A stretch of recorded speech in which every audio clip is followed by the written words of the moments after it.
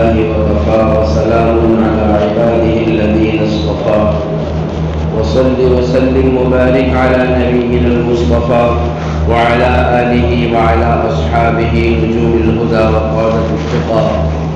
اللهم وفقنا لما تحب وترضى من القول والعمل وجنبنا الفواحش والمعاصي والخطايا والزلل. اللهم آثرنا وأكثرنا وأصلح لنا شأننا كله، لا إله إلا أنت. أما بعد، أعوذ بالله من الشيطان الرجيم. بسم الله الرحمن الرحيم. ولكل أمة جعلنا منسكا ليذكروا اسم الله على ما رزقهم من بهيمة الأنعام فإلهكم إله واحد فله أسلموا وبشر المخبتين الذين إذا ذكر الله وجلت قلوبهم والصابرين على ما أصابهم والمقيم الصلاة ومما رزقناهم ينفقون. صدق اللہ العظیم. میرے معزز دینی اور ایمانی بھائیوں اور بزرگوں، اللہ تبارک و تعالی نے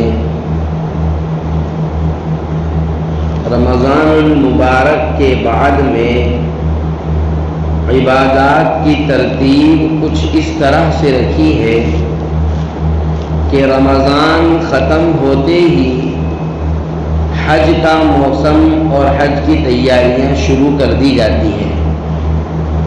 قرآن کریم میں اللہ نے ارشاد فرمایا، الحج اشہر معلومات، حج کے متعین چند مہینے ہیں اور وہ شوال، ذوالقعدہ اور ذوالحجہ ہے.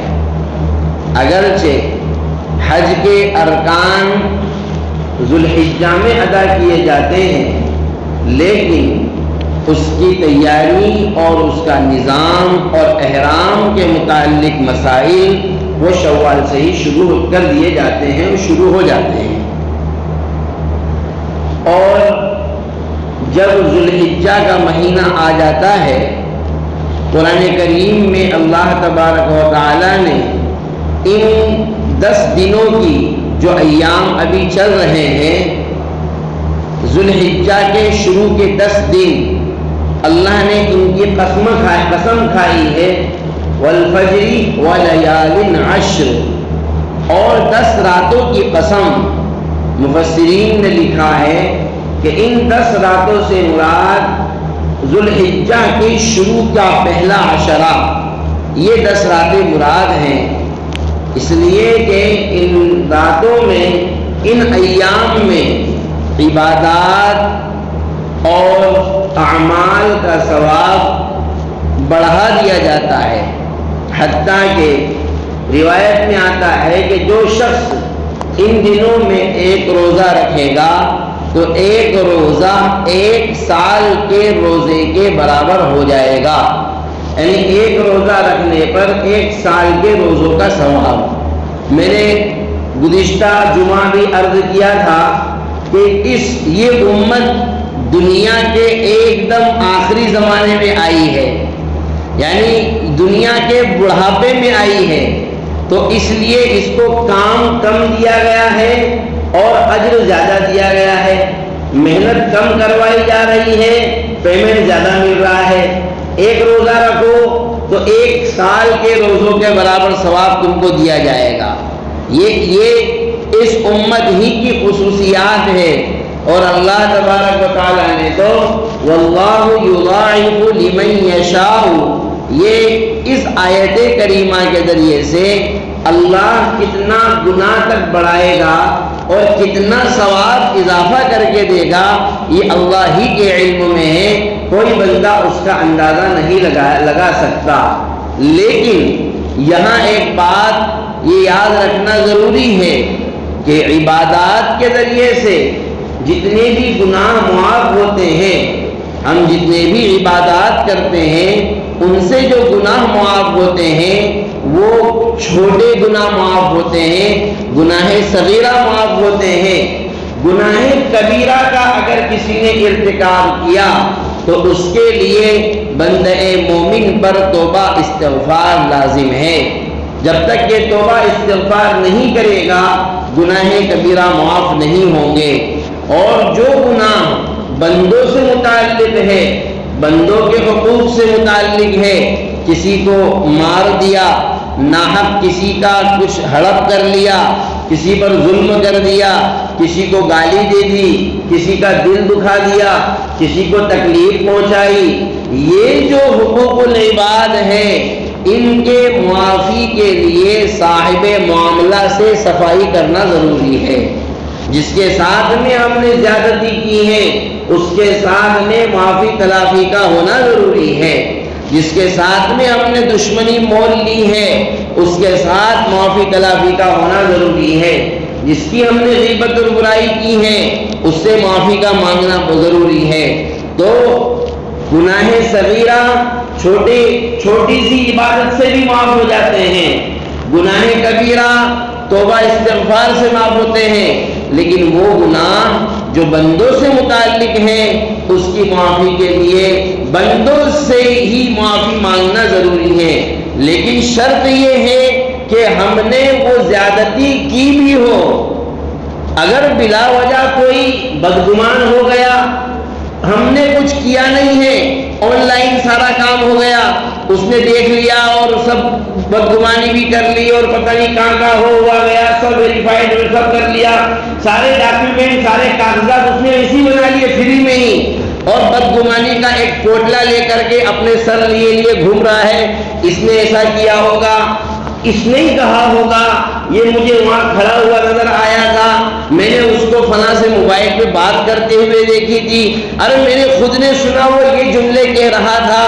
تو یہ کوئی طریقہ نہیں ہے۔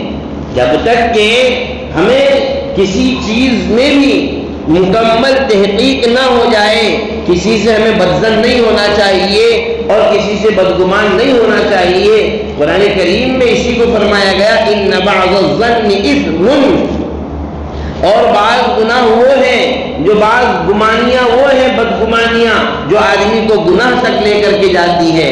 تو حقوق العباد کا جو معاملہ ہے وہ جب ہی بندہ معافی مانگے گا جب اس نے کسی کے ساتھ زیادتی بھی کی ہو، اور اگر اس نے زیادتی نہیں کی، خامخواہ ہم نے ایسا سمجھ لیا، جیسے ہم میں سے بہت سارے بھائی ہوتے ہیں کہتے ہیں وہ میں نے ایسا سمجھ لیا تھا، وہ میں یہ سمجھ رہا تھا کہ تم نے ایسا کہا ہوگا، وہ تم وہاں گئے تھے تو میرا دماغ ایسا چلا۔ تو بھائی اپنے دماغ کو تھوڑا تیز جو ہے کم چلایا کرو، اتنا زیادہ بھی مت چلاؤ کہ وہ ضرورت سے زیادہ ہی چل جائے اور بلا وجہ پھر ہمارے ذمے میں گناہ آئے۔ بہرحال تو گناہ جو معاف ہوتے ہیں وہ صغیرہ معاف ہوتے ہیں، کبائر کے لیے توبہ استغفار ضروری ہے ان کی معافی کے لیے۔ بہرحال ذوالحجہ کے جب شروع کے 10 دن آ جاتے ہیں تو نبی صلی اللہ علیہ وسلم نے ارشاد فرمایا ان 10 دنوں میں کیے جانے والے اعمال اللہ تبارک و تعالیٰ کے نزدیک سب سے زیادہ پسندیدہ اعمال ہے۔ ان 10 دنوں کی عبادت، ان 10 دنوں کے فضائل اللہ تبارک و تعالیٰ کی نظر میں بہت زیادہ ہیں۔ وجہ اس کی یہ ہے کہ چاروں طرف سے پوری دنیا کے کونے کونے، چپے چپے اور خطے خطے سے اللہ کے عاشقین، اللہ کے محبوب بندے، اللہ کو چاہنے والے بندے، اللہ کی زیارت کرنے والے بندے، اللہ کو منانے کے لیے اور اللہ کو راضی کرنے کے لیے لاکھوں کی تعداد میں لوگ اس مقام مقدس پر جہاں انوار ربانی کی اور جہاں پر برکات ربانی اور رحمت باری تعالیٰ کی تجلی کا ظہور ہوتا ہے، جہاں رحمتیں مسلسل برستی رہتی ہیں، وہاں ایک بہت بڑا طبقہ ان دنوں میں پہنچا ہوا ہے۔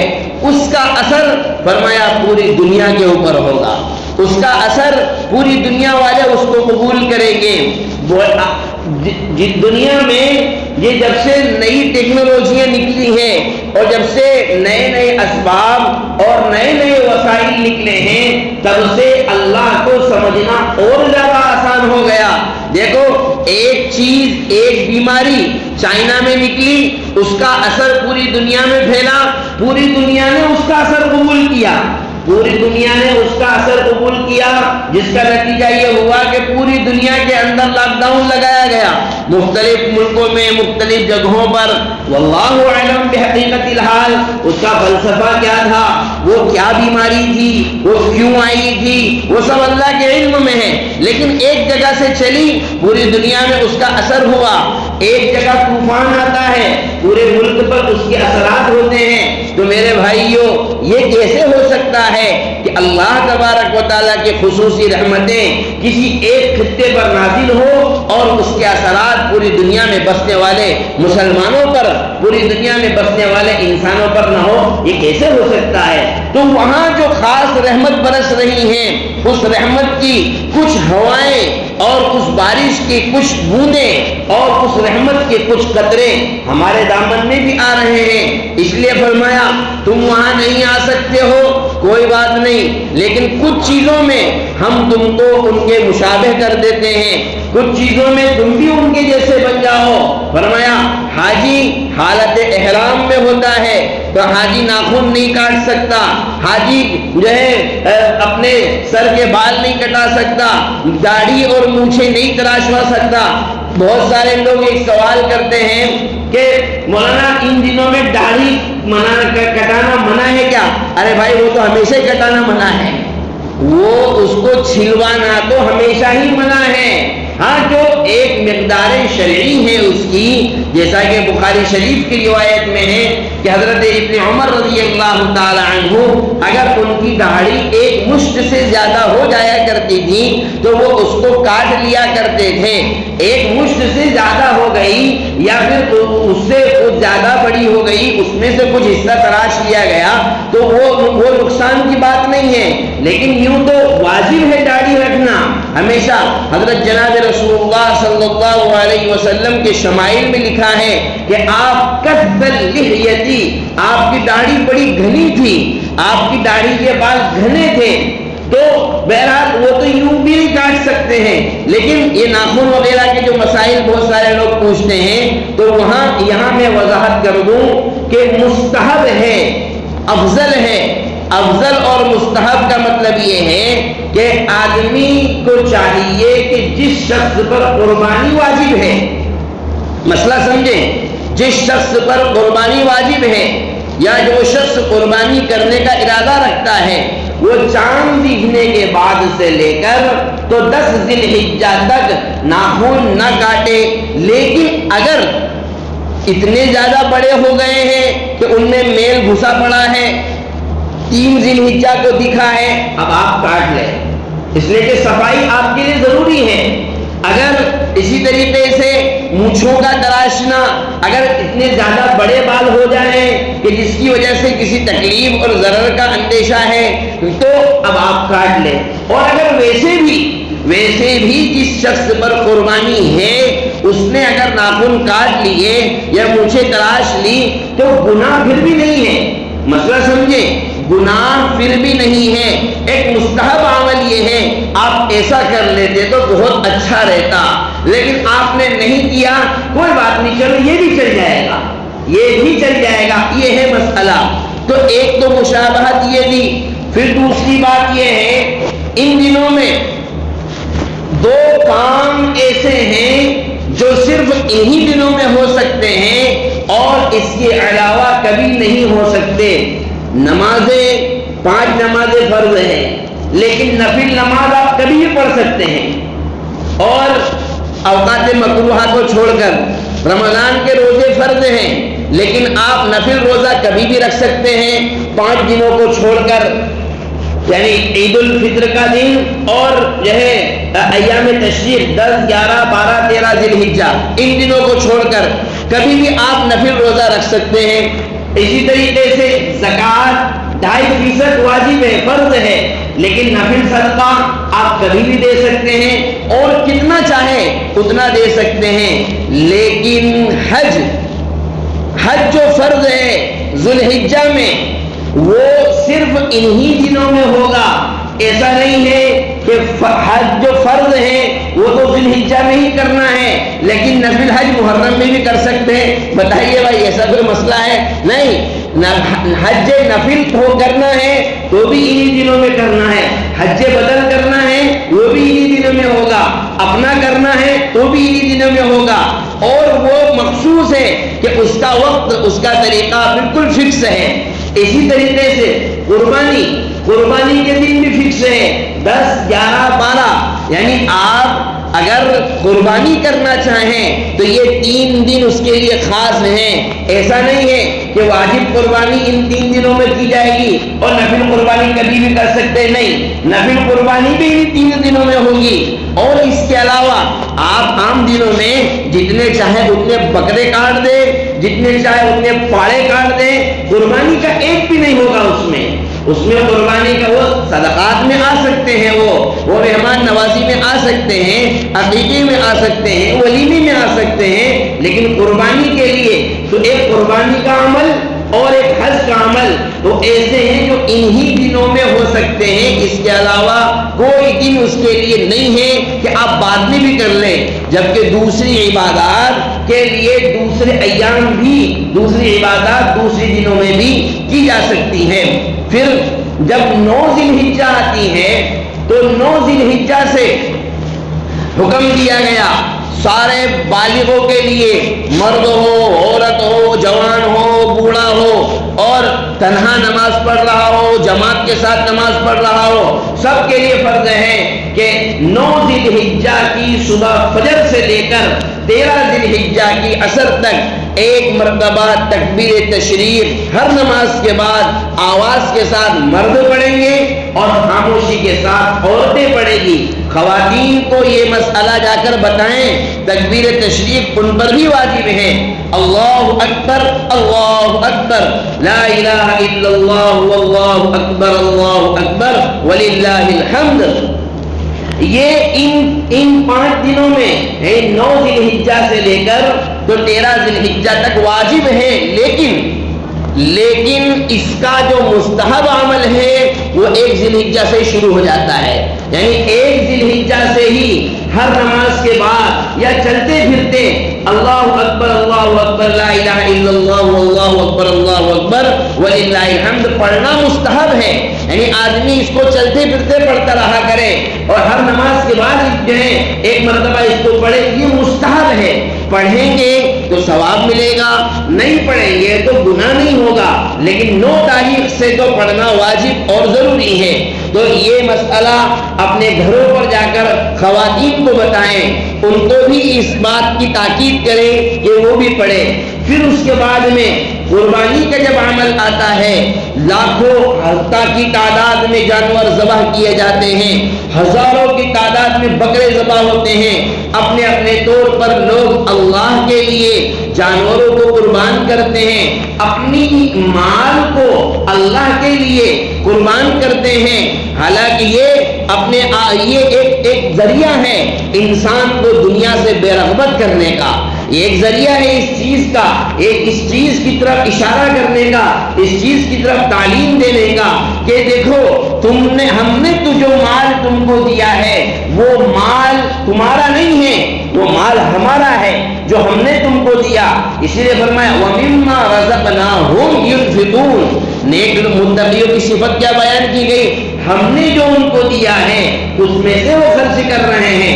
تو اگر ہم خرچ کر رہے ہیں، ہمارا کمال نہیں ہے، کمال اس رب ذوالجلال کا ہے جس نے ہمیں اس قابل بنایا، جس نے ہمیں اتنی طاقت دی، جس نے ہمیں اتنی وسعت دی، جس نے ہمیں اتنی حیثیت دی۔ اور پھر در حقیقت قربانی آپس میں لوگوں جب جانور ذبح کرتے ہیں تو اس کے بعد میں اللہ تبارک و تعالیٰ کے یہاں نہ تو گوشت پہنچتا ہے، نہ خون پہنچتا ہے، نہ ہی اس کے پیکٹ بنا کر اللہ کو دیے جاتے ہیں۔ ظاہر سی بات ہے وہ لوگوں میں تقسیم کرنا ہے، خود کھانا ہے، رشتہ داروں کو کھلانا ہے، اور غربا اور فقراء میں تقسیم کرنا ہے۔ در حقیقت یہ ایک پیغام ہے اخوت کا، محبت کا، بھائی چارگی کا، اور معاشرے میں ایک دوسرے کے ساتھ خیر خواہی اور ایک دوسرے کے ساتھ ہمدردی کرنے کا۔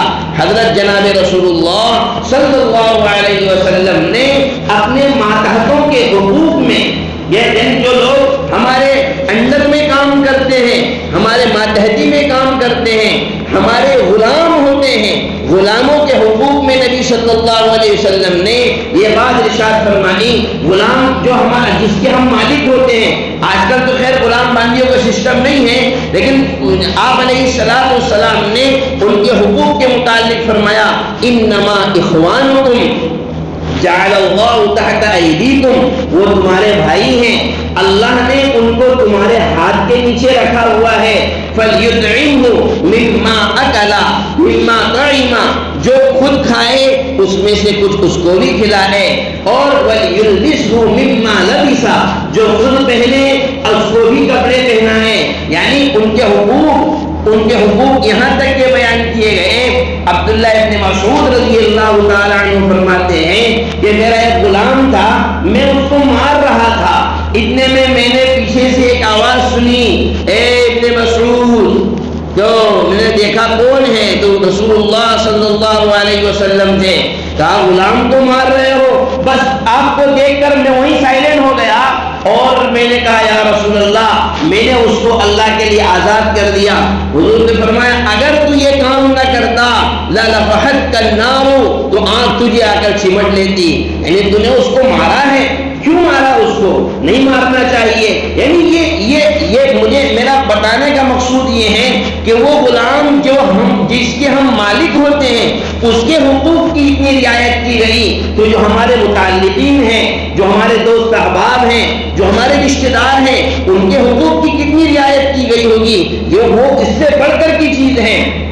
اور ایک روایت میں تو ہے نبی صلی اللہ علیہ وسلم سے سوال کیا گیا اگر ہمارا غلام غلطی کرے تو کتنی مرتبہ اس کو معاف کرنا چاہیے، جس کو ہماری اصطلاح میں کہتے ہیں کہاں تک دھکائیں، کہاں تک چلائیں، کتنی اللہ بیلی کریں۔ رسول اللہ صلی اللہ علیہ وسلم سے سوال کیا گیا، ایک مرتبہ سوال کیا گیا، آپ نے بات پر دھیان ہی نہیں دیا، دوسری مرتبہ پھر پوچھا تو بھی آپ نے بات پر دھیان نہیں دیا، اور آپ کا دھیان نہیں دینا محدثین نے لکھا ہے یہ اس بات کی طرف اشارہ تھا کہ غلام بھی کوئی سزا دینے کی چیز ہے، یعنی اس بات کی طرف اشارہ تھا وہ کوئی سزا دینے کی چیز ہے۔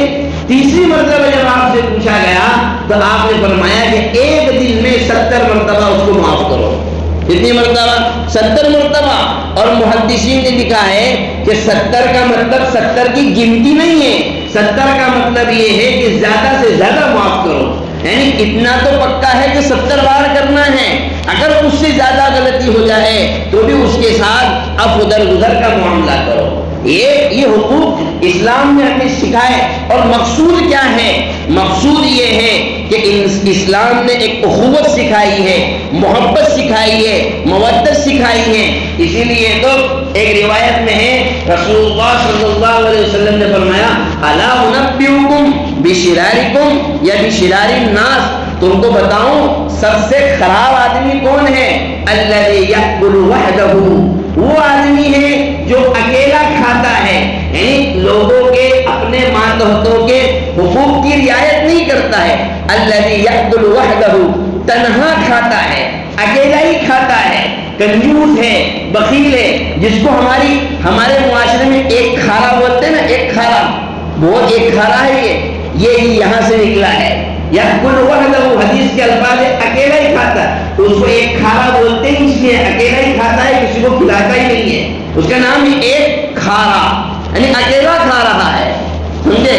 تو حضور نے فرمایا کہ ایسا آدمی جو لوگوں کے حقوق کی رعایت نہ کرے وہ بڑا خراب آدمی ہے، کنجوسی کرتا ہے، اپنے غلام کو مارتا ہے، اس کے ساتھ ظلم و زیادتی کرتا ہے۔ تو جب غلاموں کے اتنے حقوق بیان کیے گئے ہیں تو جو ہمارے اپنے رشتہ دار ہیں، اپنے پڑوسی ہیں، ہمارا اپنا خون ہے، ہمارا اپنا جگر ہے، ہماری اپنی رشتہ داریاں جن سے جڑی ہوئی ہے، کسی کی یہاں لڑکی دی ہوئی ہے، کسی کی لڑکی دی ہوئی ہے، کوئی چاچا کا لڑکا ہے، کوئی بڑے ابا کا لڑکا ہے، کوئی ہمارے دادا کے بھائی کا بیٹا ہے، کوئی نانا کے بھائی کا بیٹا ہے، اندازہ لگائیں قربانی در حقیقت ایک بیچ میں ایک مسئلہ سنیں، ان دنوں میں قربانی صرف مالداروں پر واجب ہے، قربانی سب پر واجب نہیں ہے، صرف مالداروں پر واجب ہے، لیکن ان دنوں میں روزہ رکھنا سب پر حرام ہے۔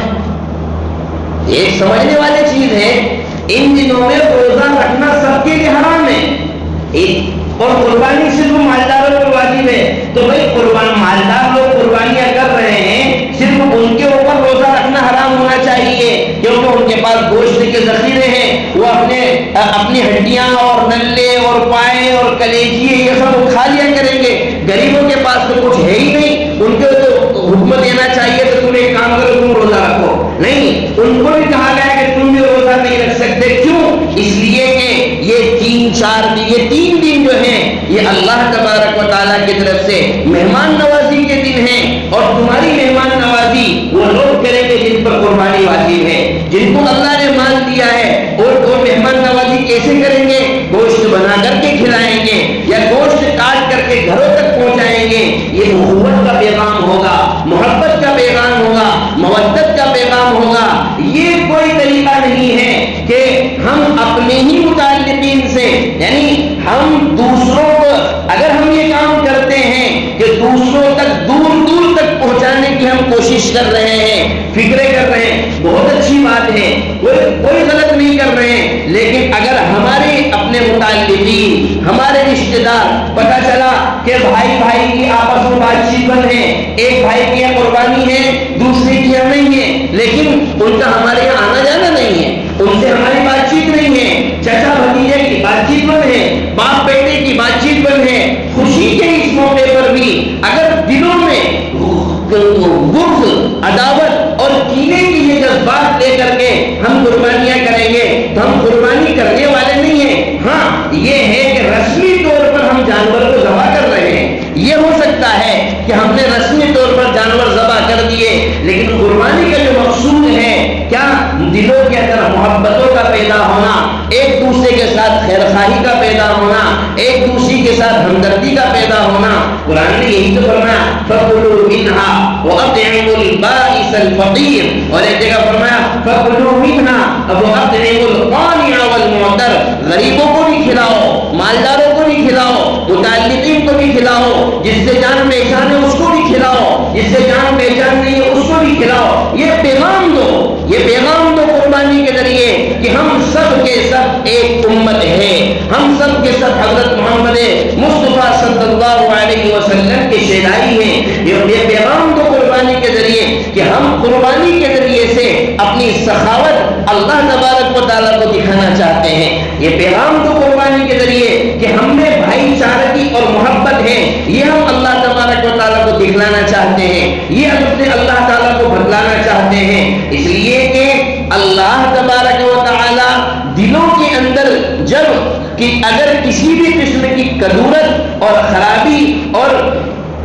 کمی ہوتی ہے، وہ اوقات جن میں اللہ کی طرف سے گناہوں کی عام معافی کا اعلان ہوتا ہے، ایسے اوقات جن میں اللہ سارے بندوں کے گناہوں کو معاف کر دیتا ہے، لیکن ان دنوں میں بھی وہ لوگ جن کے درمیان میں نا اتفاقیاں ہیں، جن کے درمیان میں آپس میں جھگڑے ہیں، جن کے درمیان میں آپس میں اختلافات ہیں، جن کے درمیان میں آپس میں دشمنیاں پنپ رہی ہیں، جن کے درمیان میں آپس میں ایک دوسرے سے بلا وجہ بدگمانیاں پنپ رہی ہیں، فرمایا ایسے موقع پر ان لوگوں کی سفارش اور ان لوگوں کی مغفرت پینڈنگ کر دی جاتی ہے، روک دی جاتی ہے اللہ کی طرف سے، اس پہ حصے لگا دیا جاتا ہے کہ سوسائڈ پہ ہو رہی، اس کو دھیان نہیں دینا ہے، جب تک کہ یہ دونوں صلح نہیں کر لیں گے، جب تک کہ یہ دونوں آپس میں ایک دوسرے کے لیے محبت کا پیغام نہیں پہنچائیں گے، جب تک کہ یہ دونوں ایک دوسرے کے لیے امن کا پیغامبر نہیں بنیں گے، جب کہ یہ دونوں ایک دوسرے کے لیے امن کے پہنچانے والے نہیں بنیں گے، کہا جب تک کہ ان کی مغفرت نہیں کی جائے گی، جب تک کہ ان کے گناہ معاف نہیں کیے جائیں گے۔ تو میرے بھائیوں، قربانی کا مقصود صرف خون بہانا نہیں ہے، صرف جانور ذبح کرنا نہیں ہے، صرف اچھے اور مہنگے جانور کو لا کر کے ذبح کرنا نہیں ہے، بلکہ اس کے ذریعے سے اللہ کو بھی راضی کرنا ہے، اپنی محبتوں کو بھی پیش کرنا ہے، اخوت اسلامی کو بھی پیش کرنا ہے، محبت اسلامی کو بھی پیش کرنا ہے، مودت اسلامی کو بھی پیش کرنا ہے، اور معاشرے میں ہماری حیثیت، اگر اللہ نے ہمیں مالدار بنایا ہے تو اس حیثیت کا صحیح طور پر استعمال کر کے دنیا والوں کے سامنے اس کا نظارہ بھی ہمیں پیش کرنا ہے، اور حضرت ابراہیم علیہ السلام کی طرف نسبت کی جاتی ہیں، جن کو اللہ تبارک و تعالیٰ نے ان ابراہیم کان امتن، اللہ نے حضرت ابراہیم علیہ السلام کو امت کہا ہے. اور امت تو بہت سارے لوگوں کو کہا جاتا ہے، ایک آدمی امت کیسے بن سکتا ہے؟ سوال ہے. حضرت ابراہیم علیہ السلام تو ایک ہی آدمی تھے، لیکن ان کو امت سے تعبیر کیا قرآن نے. کیوں کہا امت؟ اس لیے کہ ابراہیم علیہ السلام میں اتنی خوبیاں جمع تھی جو پوری امت میں مل کر کے جمع ہوتی ہیں، وہ خوبیاں اس ایک آدمی میں اکیلے میں اللہ تبارک و تعالیٰ نے حضرت ابراہیم علیہ السلام کے اندر رکھی تھی. اتنی صفات کے وہ حامل تھے، اتنی صفات کے وہ جامع تھے، اور ان میں جہاں اور بہت ساری صفات تھی. ایک صفت مہمان نوازی تھی، ایک صفت ضیافت تھی، لوگوں کو کھانا کھلانا، لوگوں کے گھروں تک کھانا پہنچانا، لوگوں کو اپنے دسترخوان پہ لا کر کے بلا کر کے لانا اور ان کو بٹھا کر کے اپنے ساتھ میں کھانا کھلانا. یہ حضرت ابراہیم علیہ السلام کی صفت تھی. یہ قربانی کے ذریعے سے یہ پیغام دیا جاتا ہے کہ لوگوں کو اپنے ساتھ میں بلاؤ، ان کے اپنے ساتھ میں بٹھا کر کے کھلاؤ اور ان کو یہ احساس دلاؤ. مقصود کیا ہے؟ ان کو یہ احساس دلانا ہے کہ ہم تم سے الگ نہیں ہیں. مالی اعتبار سے اگر اللہ تبارک و تعالیٰ نے ہمارے اور تمہارے درمیان میں کچھ فرق رکھا ہے تو یہ فرق ایک عارضی فرق ہے. یہ فرق کوئی دائمی فرق نہیں ہے، یہ کوئی گارنٹی والا فرق نہیں ہے. ایسا بھی ہو سکتا ہے، اور ہم خود دیکھتے ہیں جو لوگ آج سے 20 سال پہلے 25 سال پہلے ایسے تھے جن کے گھروں میں قربانیاں ہوتی تھی، آج وہ قربانی کے گوشت کے مستحق بنے ہوئے ہیں. اور جو جن کے بچے آج سے 20-25 سال پہلے انتظار کیا کرتے تھے کہ کہیں سے گوشت آئے گا تو ہم پکا کر کھائیں گے، آج ان کے یہاں 15-15 20-20 بکروں کی قربانیاں ہو رہی ہیں. تو میرے بھائی، یہ تو تلک الایام نداولها بین الناس، اللہ تبارک و تعالیٰ اس کی الٹی پلٹی کرتے رہتا ہے. آج غریب ہے، ہو سکتا ہو کل مالدار بن جائے، آج مالدار ہے، ہو سکتا ہے کل کا غریب بن جائے. لیکن قربانی کے ذریعے سے ایک اخوت اسلامی، ایک محبت اسلامی، ایک مودت اسلامی کے ایک ساتھ مل کر کے اس انداز پر کے کہ ہماری قربانی کے ذریعے سے محبت کا پیغام جانا چاہیے، اخوت کا پیغام جانا چاہیے. ہم ہر ایک کو اپنا بھائی تصور کریں، ہر ایک کو اللہ کا بندہ تصور کر کے کہ وہ بھی ہمارا مسلم بھائی ہے، چاہے امیر ہو چاہے غریب ہو، سب کے حقوق کی رعایت کے ساتھ. یہ در حقیقت قربانی کا فلسفہ ہے. قربانی کا یہ ایک حکمت عملی اس میں ہے کہ اللہ تبارک و تعالی اس کے ذریعے سے مالداروں اور غریبوں کے درمیان میں تعلقات کو مضبوط بنانا چاہتا ہے. یعنی یہ مقصد ہے اس کا. مالداروں اور غریبوں کے تعلقات مضبوط کیسے ہوں گے؟ جب مالدار صحیح طور پر قربانی کر کے مستحقین تک، اور مستحقین میں اپنے اعزاء، اقارب، رشتہ دار اور دوسرے احباب، چاہے وہ برادری کے ہوں یا غیر برادری کے ہوں، وہ مستحقین ہیں، ان تک پہنچایا جائے، ان کی ضروریات کے تکفل کیا جائے. اسی لیے تو کہا گیا آج روزہ تم بھی مت رکھو. کیوں مت رکھو؟ اس لیے کہ ہم نے تمہارے انتظام کے لیے فلاں فلاں لوگوں کو جانور دے رکھے ہیں. ان کا کام ہے کہ اب وہ ذبح کر کے تم تک یا تو گوشت پہنچائیں گے یا اپنے گھر بلا کر کے تمہیں بٹھا کر کے کھانا کھلائیں گے.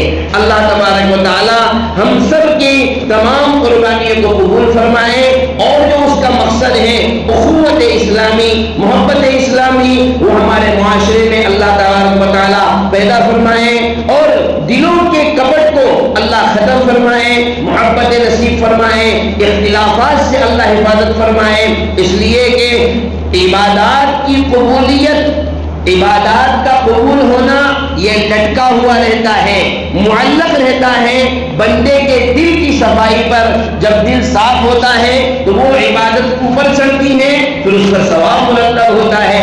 اور اگر دلوں میں کدورت اور گندگیاں ہیں تو میرے بھائیوں عبادت ہو جائے گی، ظاہر میں نظر آئے گا کہ فلاں عمل ہو گیا، لیکن اس کا ثواب اس وقت تک نہیں ملے گا جب تک کہ دل میں صفائی نہ ہو. اس کی وجہ یہ ہے کہ ثواب جو ہے، ثواب یہ ایک نور ہے، یہ ایک روشنی ہے، اور دل میں خرابی کا ہونا یہ گندگی ہے. تو بھائی ایک گندی چیز جب اگر بیٹھی ہوئی ہے تو جب تک وہ صاف نہیں ہوگی اس وقت تک اچھائی کیسے آئے گی؟ اس کو ایک مثال سے یوں سمجھیں، ایک برتن میں اگر پہلے سے سالن رکھا ہوا ہے تو آپ اس میں دودھ ڈالیں گے تو بتائیے سالن بھی خراب ہو جائے گا اور دودھ بھی خراب ہو جائے گا۔ اگر آپ اس میں دودھ ڈالنا چاہتے ہیں تو پہلے وہ سالن کو ہٹائیں گے، پہلے اس سالن کو کیا کریں گے؟ ہٹائیں گے، اس کے بعد میں اس کو اچھی طریقے سے صاف کریں گے۔